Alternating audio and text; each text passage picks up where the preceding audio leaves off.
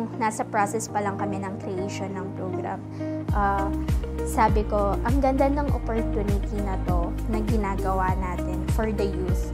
Kasi ito talaga yung pinaka makakatulong sa, lalo na ngayon, di ba? We have a lot of challenges at hindi naman mawawala yun. So, yung ginagawa namin yung programa, sabi ko, ang swerte ng mga kabataan ngayon. Ang pinaka-favorite ko, of course, pag nandito ako sa Skill Sandbox program kasi I get to mentor this youth. My advocacy in life is really to empower lahat ng kabataan, no, na katulad natin, katulad nyo.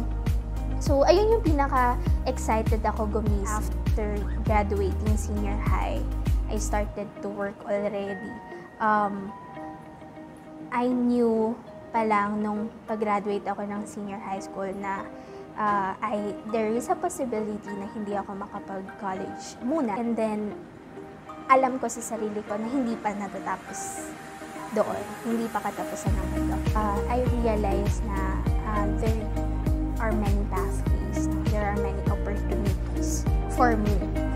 So, nung kinikreate pa lang yung Skill Sandbox, sabi ko sa sarili ko, oo nga, no, life is non-linear, of course. And we have to know what will help us in the future. Pumasok pa lang ako sa dito, no, sa company. Malaki na yung impact sa akin ng environment.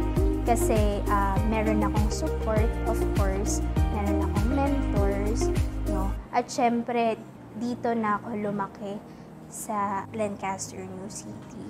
And nasasaksihan ko na since 2018 pa lang yung Pro Friends. So, naging volunteer na ako since then. And then when I started working, no? So siguro yun yung pinaka parang nag-inspire sa akin.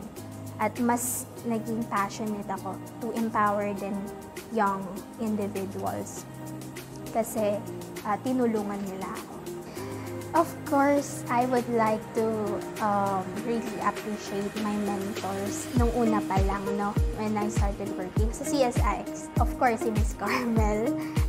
And then, meron akong naging mentor si Camille, yan, and sila Sir Jim, yan. Sila yung mga sa una pa lang tinulungan ako kasi nag-uumpisa pa nga lang ako. So yun, I'm really thankful for all the mentors. Hindi lang sa mga nakasama ko, no, sa mga nag-mentor din dito sa Sandbox Training Program. Kasi alam nila na ang mga kabataan, young people, have potential, no? They have a bright future and sila mismo yung nag-uumpisa for them. Lastly, if you're scared to do things in life, do it scared and do it with a great